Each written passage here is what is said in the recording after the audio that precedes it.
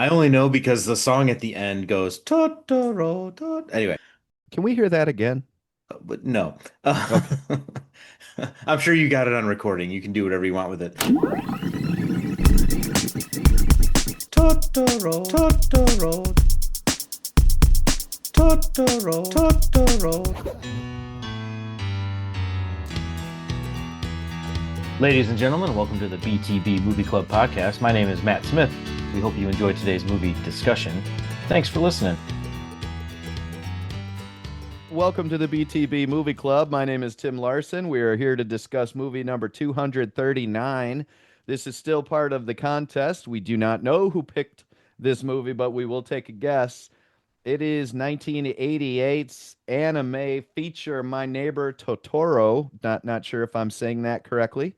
Um, there is a director and a writer, I'm sure, but I didn't look that stuff up. Well, here's the thing. Our buddy Wilden is supposed to run this conversation and ask people what they thought about the movie, but he couldn't be here today. And a couple weeks ago, Dan was supposed to lead his conversation for the movie RRR, and he wasn't here, so somebody took over for him. So, Dan Sears, though you have not seen this movie, please take it away and let's have you lead this conversation for My Neighbor Totoro. And as a special feature, it'd be nice if you asked some kind of special question about setting or cinematography or music or theme. If you could just mix it up and throw a couple of those in there on the spot, I think we'd all appreciate it. Dan, Sure. the Okay. conversation is yours. I know there was some debate about the name, so I'm going with my neighbor Totoro. Don't know if that's Totoro. correct or not. I see Matt shaking his head. No. I'm laughing at Hilty. Is it Totoro? It's Totoro. Totoro. You Totoro. Larsons and your pronunciation. Sorry Oh Totoro. about that. God. Totoro. Okay. Got it. All right. So we'll begin this conversation here with Matt. What'd you think of my neighbor Totoro? That's closer. That was good. Hey. I only know because the song at the end goes Totoro. Anyway, Can we hear that again? but no. Okay. I'm sure you got it on recording. You can do whatever you want with it. Um, so funny, like it's funny to me because I picked Spirited Away, Spirited Away. Yep. and which is same studio, same director. And this was actually on my list of like maybe possibly picking this as that pick. And I'm kind of glad I didn't. Um, Hmm. Not that this was bad. I liked the movie. I think it's a fun little fantasy, lighthearted kind of thing. Um, it just there was really no plot. I mean, there Right. was, like there Right. was it was these two girls and they move and I get it, their mom's sick and and part of me is I'm trying to build in my head like is this, this is their coping mechanism for their mom being sick or whatever. I don't know what the theme or the message is supposed to be here. It was just sort of like, yeah, there's these creatures and nature and this cat bus with spider legs and wild psychedelic, experiences. Um, it was fine. I'm glad I watched it, but I would not call it the best. Did we ever, Hilti, you can correct me, Ghibli? Did we figure that Ghibli? Ghibli. Ghibli, sorry. The Ghibli is not the best Ghibli studio movie we've watched because I think Spirited Away was better. Now that's selfish of me because I picked Spirited Away, but yeah, it was fine. So the only thing I regret, because this might have changed a little bit in my opinion, I did not have time to watch both versions. So I usually like to watch the English dub and subtitles, like just to see the difference. That's what I did. I don't know if you guys remember, I picked Akira a long time ago, and that was a great experience. I liked doing that because you pick up the subtitled version, you always pick up more because like the words don't translate directly, um, or into the direct sentence that the people are saying when they dub it. So I wish I would have had a chance to do that because I'm sure I would have caught some more things that I didn't catch just listening to the Fanning sisters um, talk. So I was a little upset about that. I did start the subtitled version just for a few minutes. I thought I had time, and um, the voices are way different than than the English sub or English dub, excuse me.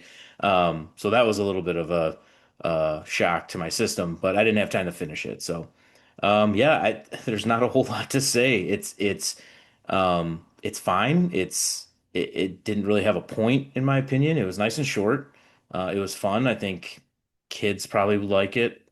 It's got a fuzzy animal in it. The one thing about the actual movie I'd say was I did notice I loved the painted backgrounds.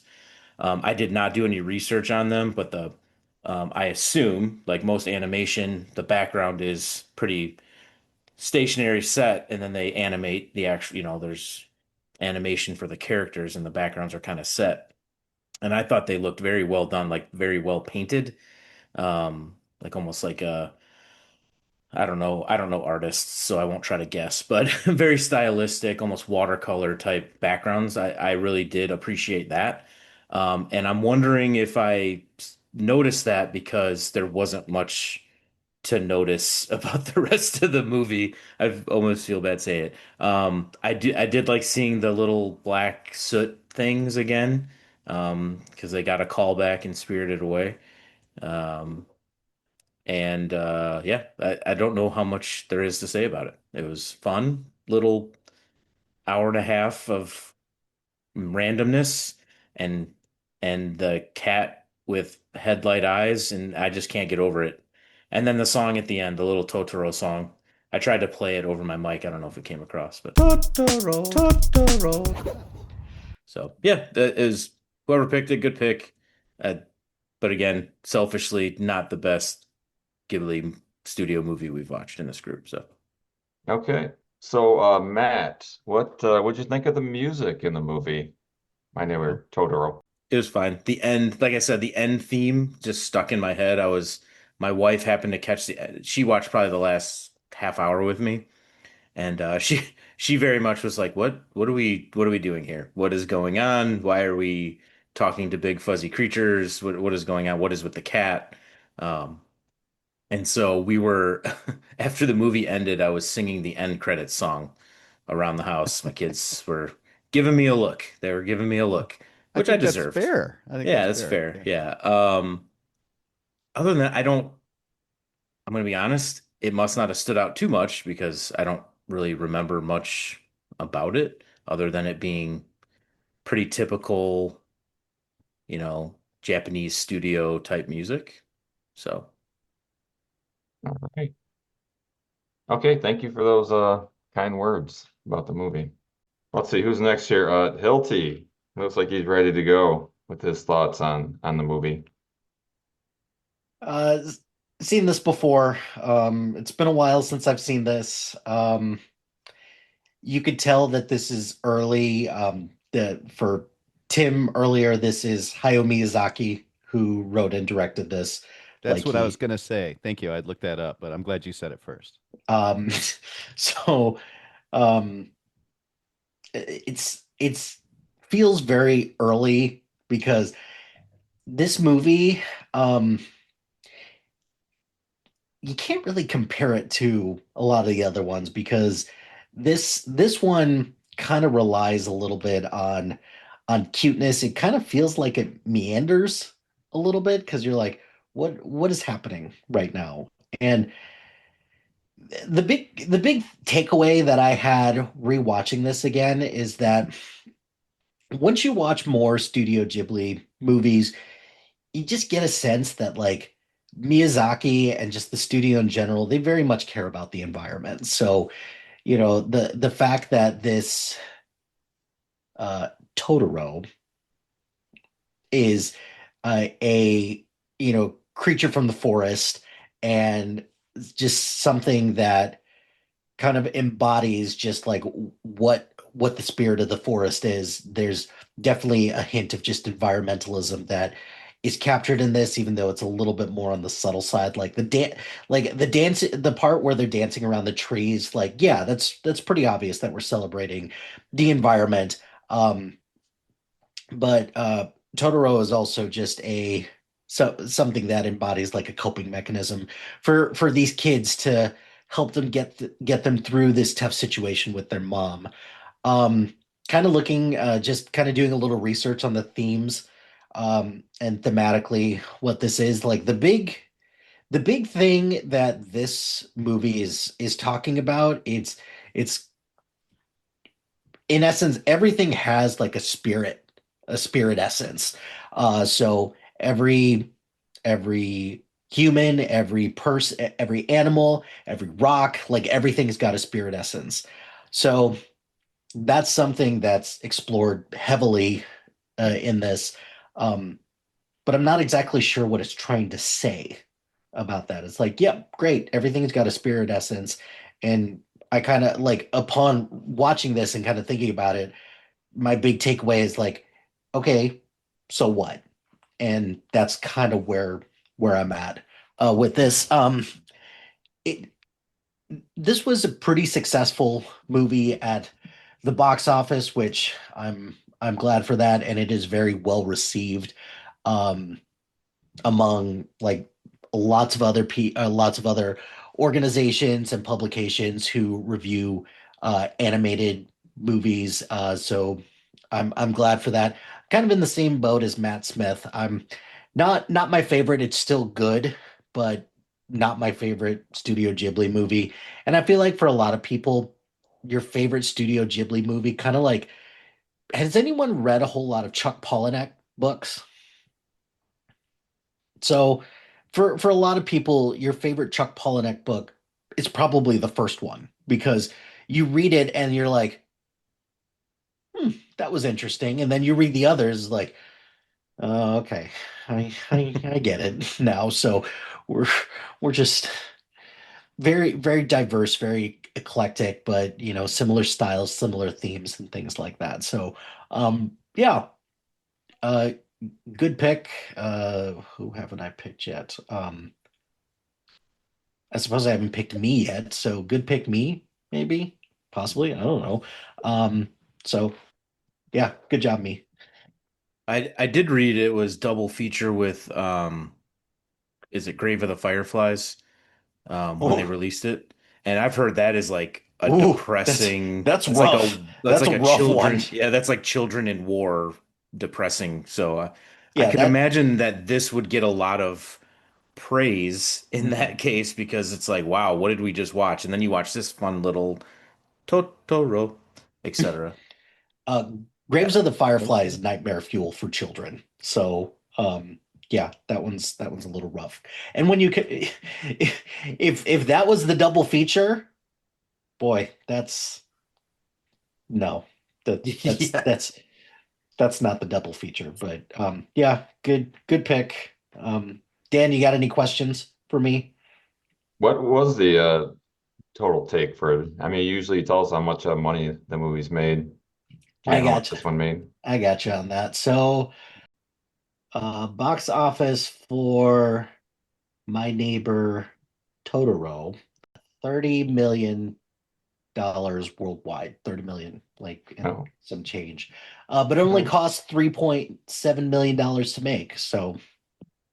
Oh, okay. Well, nice profit then. So it was a successful movie. Good for them. Well, do you think that 3.7 million is just the cost mostly of the animation? Is it expensive to do that animation? uh Back then, and yeah, because it was Miyazaki has resisted uh computer animation, so he still does a lot, tries to do as much of the animation hand drawn as possible. So not only is it more expensive to do that, but it takes way more time to do that. So not quite as not as successful in the US, which at the time doesn't surprise me in the late 80s, but um, still pretty good worldwide for a movie this stature. Okay. Thank you for those kind words about your movie. Mhm. All right, Mr. Malo, you are up next about My Neighbor Totoro. All right. Um, I've never seen it. Never will again. Uh, yeah, I wasn't sure of the tone, the credits. I tried to go in pretty blind. Like I saw the screenshot and okay, that's kind of interesting. This should be, you know, animation, Japanese, and clearly some form of fantasy. So we'll see where that leads us. But yeah, wasn't sure with the credits. I thought it was really cool that they had the sisters playing the sisters. That was a nice little touch. Tim Daly, I liked in pretty much everything previous. Never really like stood out as great, and I think that kind of carries through here. Frank Welker, absolutely love in So, everything. so I'm going to Yep, call a timeout here then. I'm assuming the way you're starting in with this that you listen to the English dubbed version, not the Japanese version. good call. Yes, sir. Is usually some of us have always said that we would prefer the native language of the movie, and I thought you were one of those people. I am. Okay, I don't know if animation's a little different. okay, Um, because I think they can flub that easier. Also, it was just what went default, and I was kind of in it. I okay. didn't I didn't think too much about it once it got going. Um, but yeah, good call. Yeah, but just the style, classic anime, so very stylized with the emotions and the gestures, and it is its own thing. Um, and so, that's cool. Like if we're going that way, then I'm along for the ride. The soot sprites. I think it was Granny's quote. If they decide you are nice people, they won't harm you. Okay, if that isn't terrifying as shit, what if they decide otherwise, Uh-huh. Granny? That was interesting. I put who the heck is Granny? Where's mom? The laughing got rid of the sprites. That was a little strange. And then, okay, so mom's in the hospital. We don't know why. I don't know that we ever get that explanation.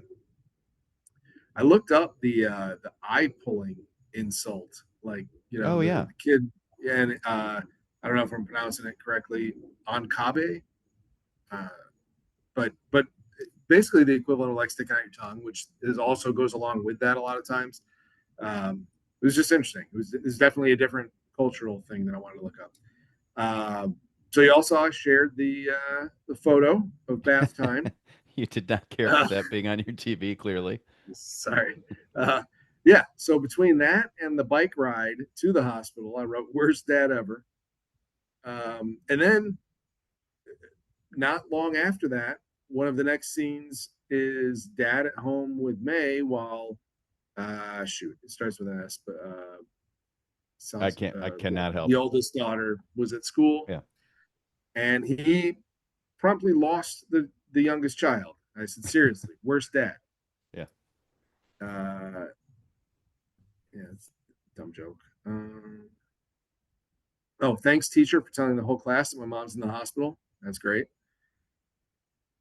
The one kid, something with it, C or a K, I guess it's a hard C sound. He's really strange. Later, he comes around and normalizes a little bit, but he doesn't speak at all when he's handing over the umbrella. And I Right. guess the tone is that, you know, he's a little enamored or Hmm. intimidated by her, and I kind of get it, but um, I don't know that he doesn't tell the mom that he lent that to the umbrella to the girls, and then when Granny was like, "Yeah, who is here?" He's like, "Yeah, I don't know." Like it was like it's one thing to be kind of intimidated or whatever, but then to lie for no reason or I don't know, it was just kind of strange.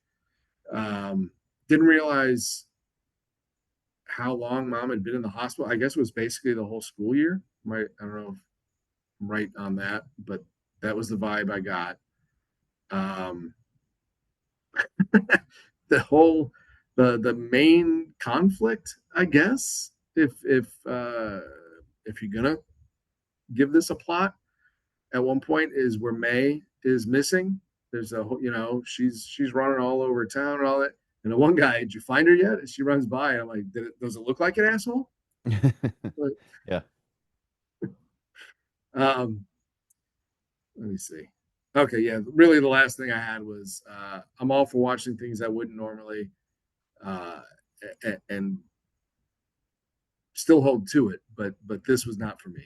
I I definitely wouldn't say it was bad by any means, but I don't know. I kept waiting for something to hang on to, and I don't know. I had more questions than answers. The couple of things I wrote here at the end too. It's definitely an earworm of a song at the end. Like I stopped it after 30 seconds because I knew where this was going, and there was a good 20 minutes afterward that it was still kind Yeah. of there, and then it finally went away. Matt, what does Um, that sound like, by the way? Totoro, Totoro. oh, stop it. No? Okay. Do we have an idea of what year this is supposed to be? Ooh. It's post World War II Japan. That's So kind of what I figured, but I'm guessing Okay. like 50s. 50s, Yeah. yes. Okay. It's still very rural and the wooden shoes and all of that.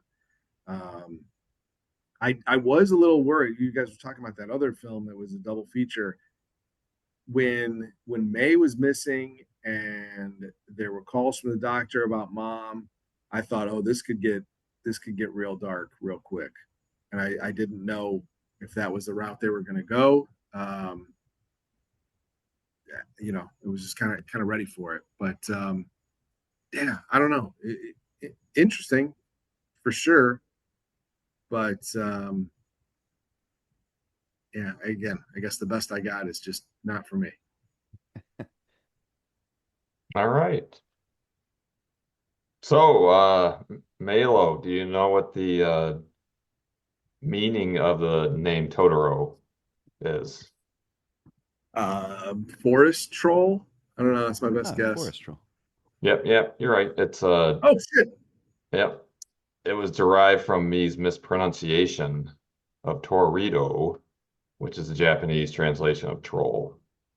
So Okay, well, they said troll mispronunciation can be a earlier, good and thing. there you go. Sorry. Wait, the Larson twist. Yeah. I'm sorry, what'd you say, Tim? Just mispronunciation can be a good thing. Okay. All right. Well, keep going, Tim. You are up. You're going to That bring us word home is, here. thank you. That word is pronunciation, I think. I think the word I just said isn't actually a word. Just in reflecting. Um, I would love it if before I give my take on this, um, who seems to have enjoyed this movie the most? Melo, could you describe the physical attributes of Totoro for Dan so that he gets a better picture of it? Sure. Kind of a large teardrop shaped fuzzy bear with large ears and kind of koala ish face, um, like Lilo and Stitch. It's got a little bit of that aspect when he opens his mouth and does some shouting and things like that. A little furry nub of a tail. It's not bad. Not bad. He's a big Okay. fluffy teddy bear for sure. Um, I I don't know what to think of this movie. I don't know if I liked it or if I didn't like it. I like somebody just a couple of people have mentioned the plot, and it's very clear. This is a difficult time for the girls, coping with the fact that they can't be by their mother. The mother is sick, and they're distanced from it. It's almost like maybe the dad knows why she's sick, but the girls aren't allowed to know, and they're protecting them a little bit there, and so therefore we don't get to know. I was wondering if that's kind of the direction we're going here. Um, it bothers me that we never really get to find out. And I keep having to remind myself this is a G-rated movie, and it's kind of, I'm assuming this is for kids. I think there is. I don't want to say like it's almost like a cult movie following, or just anime as a culture that I'm just not familiar with. I know Nikki has said, my wife has said that her students who are, design type students and art type students have had drawings of Totoro and have done projects with Totoro. And so there is a social impact from this movie on a generation of kids that I don't really relate to or understand. And so there's something about it that has been cool for at least one generation of kids. And while I watch it, Melo, I'm just like you. I'm like, what the fuck am I watching? Like let me get back to the dad. Uh he seems very at peace and happy that they're in this rickety house that they clean up and they put all their stuff and they're making a home in. He doesn't seem very bothered that his wife is not in the house. And he doesn't do anything that's like, thank God she's not here. I'm not saying that, but he seems like he's in a pretty good mood about everything. Um, and then the girls are having these experiences, and it looks like he can tell they're experiencing um seeing or interacting with Totoro, and he's just kind of letting it happen. And he's like, "This is cool. I'm glad they're having this experience." And I feel like, and I'd love your guys' take on this, especially Dan's. If you guys felt that he had some kind of childhood experience with Totoro, and as an adult, you're just kind of not supposed to be able to have the experience with Totoro anymore because you've outgrown it, and he's enjoying watching his girls go through it. Is that the feel that you guys had? Yeah, I think so. I mean, I think that's reading into, I don't know, it feels like it's reading in a little more than what they gave us, but Yeah, it makes sense because he's definitely on board. He doesn't try to dissuade. He's not one of those like, you need to grow up and give up this type. Like he's on board. He even takes them to the forest spirit shrine, yeah, right, to pay homage. yeah. You know, And going along with what Matt had said about the scenery, like when May goes into that bush and there's like the tunnel made out of what seemed to be really thick bush thickets. It's the best word I can use to describe that. I that drew me in. I kind of enjoyed that part. There was something about like a kid being in a fortress or a fort and being in this place that they found that adults don't know about. Um, but it was weird that in the middle of the bushes you found a giant fucking tree that reached all the way into the sky that you couldn't see at times. There were just things about it that I didn't get. And maybe you're not supposed to get them. Maybe that's just part of the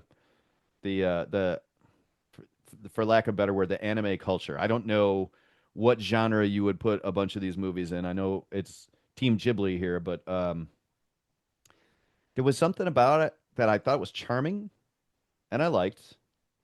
And there was something about it that I just didn't get, and the plot didn't take me where I wanted to see the unraveling of some big adventure. Um, and some of it was just straight up weird. That Cheshire Cat, that is a cab slash bus, that is a cat slash centipede, was really fucking freaky. I'm just good. It was really weird and trippy, and it didn't make a whole lot of sense to me. The whole scene where they're there waiting for their dad, for him to get off the bus, as I watched it was really strange, but now that I reflect on it, I'm thinking, their mother's gone, their dad is late at work, they're really, really sad and bummed out, and here's, Hilty said a coping mechanism. Are they just making this stuff up? Are these imaginary friends that help them get through sitting in the rain all night waiting for the bus to get back because their life is so terrible? And if so, if it's all just made up stuff, then I kind of like it. They have imaginary friends that are helping them get through. and you're supposed to be left with this feeling that they're not imaginary friends. It's the forest troll that gets you through stuff. I don't know. I walk away from this thing confused. Glad I watched it. Don't know if I liked it or not, but I definitely don't think I hated it. So, um, God, I can't take this conversation any further than that because I feel like I don't get it. I feel like I'm missing out on this particular part of culture's embracing of this genre. I'm not sure I get it, but I my understanding is it's pretty big. And so I'm just sort of on the outside looking in here. Wonderful animation. I like the idea of something about these two little girls in a difficult situation having something as a crutch or something to help them by, whether it's real or imagined. I like that. I will say about the music, some of it felt American, some of it didn't feel Japanese. Some of the transitional pieces as they were doing things felt early Disney to me, like the kind of music when you're somebody's doing some work or cleaning a room. It felt like Disney. So there were Alice in Wonderland feels in this movie for me, going down into the hole in the giant tree, and the giant Cheshire cat. That's a Hmm. bus. Like I got Alice in Wonderland feels out of this. I just wrote down a couple of things. Uh, Totoro seems scary a couple of times in here. It's not just a big teddy bear. It's a big fucking yelling, freaking out, weird teddy bear. Where I'm thinking that little girl May probably would like the cuddliness, but maybe not so much the erratic sort of behavior. So being drawn to it was kind of a little weird for me. Giant ass claws for fingers. Yeah, Like, yeah. Um, why there was two little ones where one was invisible? What the hell? yeah, Um, yeah. the dance to make the things grow. Dan, I don't know how you felt about the dance, but I thought the choreography of the dance was a little lacking. I thought they could have done a little more, but they all caught on to it pretty good and grew a big giant tree. So, you know, there's that. There's my thoughts. I have to say at the end of this that I'm not sure whether I liked it or not, and maybe that makes it good. Maybe that's a good thing. That's what I got for you, Dan. All right. Since you tasked me with this asking questions, I'm going to ask you what might be a difficult question. I don't really Please do. know. But what is the moral lesson of Totoro? Well, I'm going to send that right back to you, Dan, and say you've heard enough about this. What do you think the moral lesson is in My Neighbor Totoro? Well, I'm looking at the answer, at least according to Google. So, Okay. I think I like Hilty's suggestion that what was going on with these girls is that it was something to help them get by a difficult time. And so I hope that that's what it is. And maybe just that Totoro is so big and odd. Maybe he's supposed to feel like a protector, or just that whatever is supposed to help you isn't ordinary. But that's the best guess I have. So hit me with what you came up with. okay. Well, they go with the film imparts valuable lessons about resilience, the importance of imagination, and often forgotten connections between humans. That the that remind us the world can be soft and not scary. Okay. He's definitely That's soft. He's a big soft I do see a thing. picture of him, yeah. So that was a good Melo had a good description of him. Nice.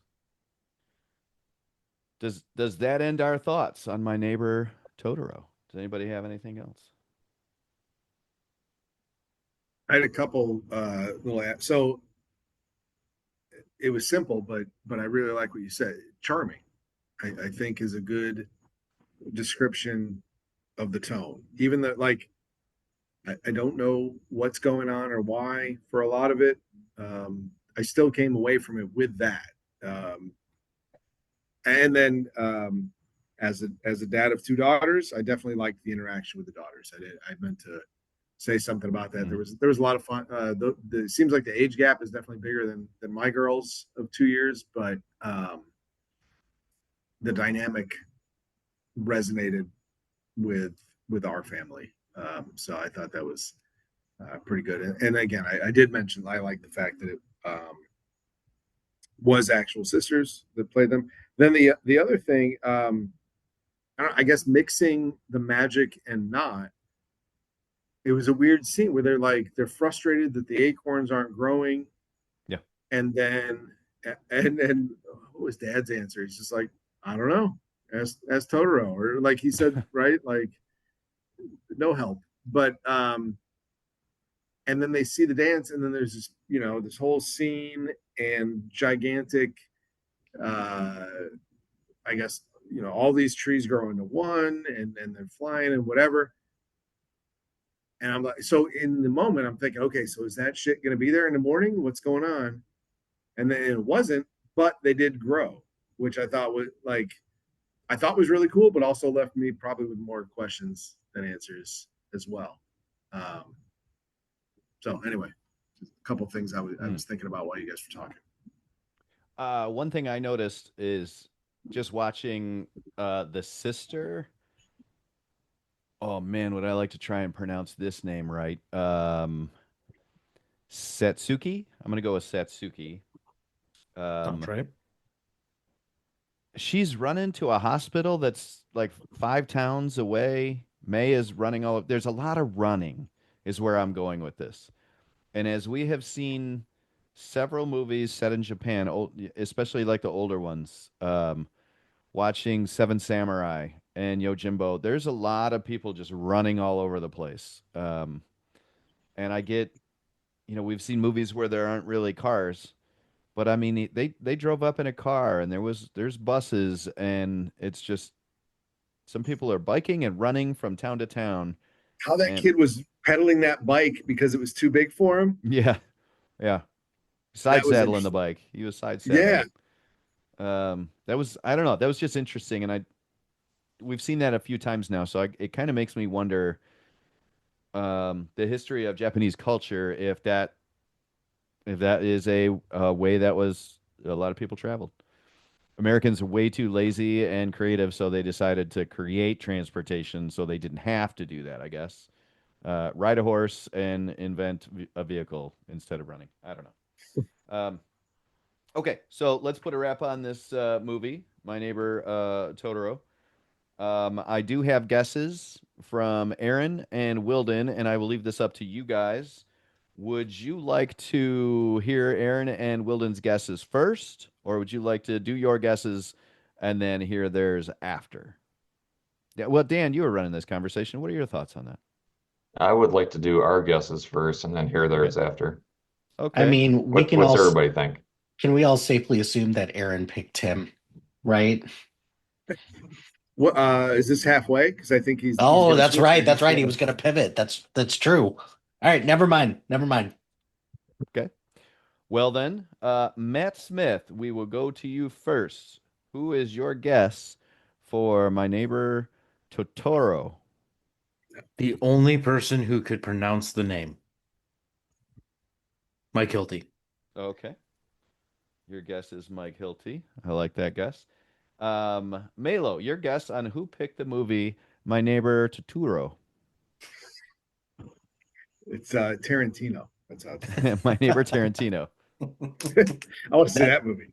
that'd be a much different movie with a lot of like Yeah. feet smelling and such and Uh, apple bottom cigarettes or whatever. what's funny is when I said it in my head, I had Totoro, John Totoro, Ah, not Tarantino. But anyway, yeah, I'm gonna go with the guy who picked himself, Mike Hilty. Hilty. We go another Hilty pick. I am gonna stick with my gut on this one and say he played a real good game of chess today, but he's not beating me. I think Matt picked this movie Oh, because he picked Spirited Away, thought you were and gonna say Dan. he picked. Oh yeah, Dan would have been a fun pick too. Shit, what was the other animated one you picked? Starts with an A. Akira. Akira. You picked Akira. I'm sticking with Matt. This is his wheelhouse here. Hilty, your pick. Yeah, I'm gonna fall on the sword. I'm gonna pick me. Oh man. Shit, that does not bode well for my pick at all. Uh, Gotta, yeah. everybody's bound to get one of these right. So He's playing the Aaron game right now. So I Dan, know. what is your pick for who picked this movie, knowing what just happened right in front of all of us? Yeah, Hilty's, I don't know if he's trying to. All right. But So you lose points also for people that guess you, correct? Yeah. Well, we go to a tiebreaker. The first tiebreaker is how many times you got picked correctly. I just remember shifting very early on from a strategy of like, I'm gonna pretend I picked everything and just see where that goes to Mhm. then that being the tiebreaker to go, and I want nothing to do with any of that. Yeah, how many times did you correctly get picked is a negative for you. So you want to have the Yeah, smallest amount of times that you correctly got yeah. picked as a tiebreaker. Okay, thank you. And then after that we go to Rotten Tomatoes for the movie that represents you as a third tiebreaker. Dan, your pick? I think Hilty's just messing around here. So Oh. I'm going with my gut, and it was Matt Smith. When he Ooh. first started saying that, he talking about the movie, I'm like, no, I think he's just trying to throw me off. So But Hilty Dan might be trying to throw me off too. I don't know. yeah, fine. Throw away your vote. Who gives a shit, right? So Dan and I are both playing chess with Matt, and we're either winning really well or losing really badly, one or the other. Yep. You will be surprised to hear that Aaron did in fact pick me.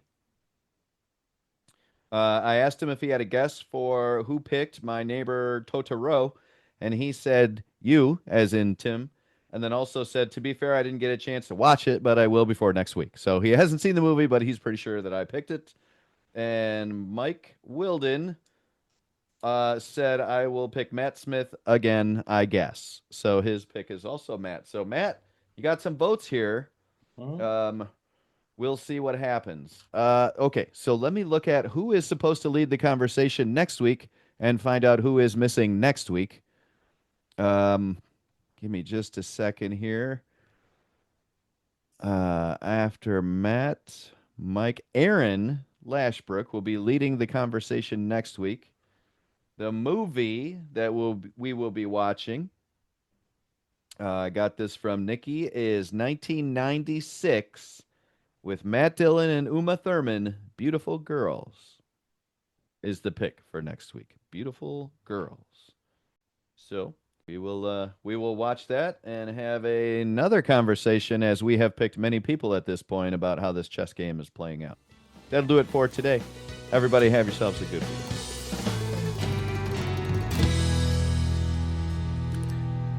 That will do it for today's episode of the BTB Movie Club podcast.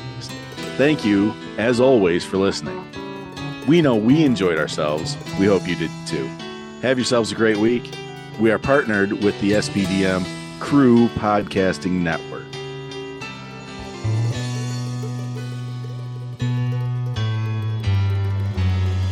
Totoro, Totoro.